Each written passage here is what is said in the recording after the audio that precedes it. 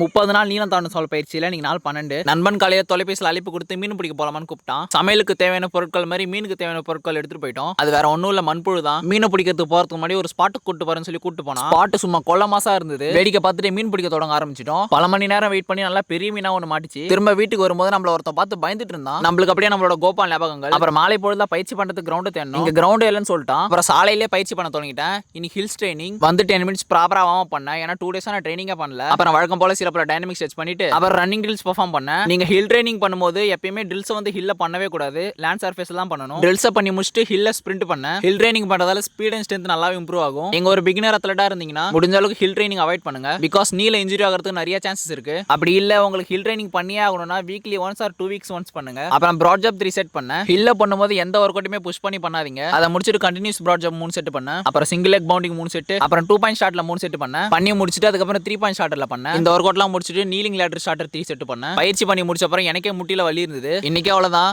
மீதியை நாளைக்கு பார்க்கலாம். தொடர்பில் இருக்கும்.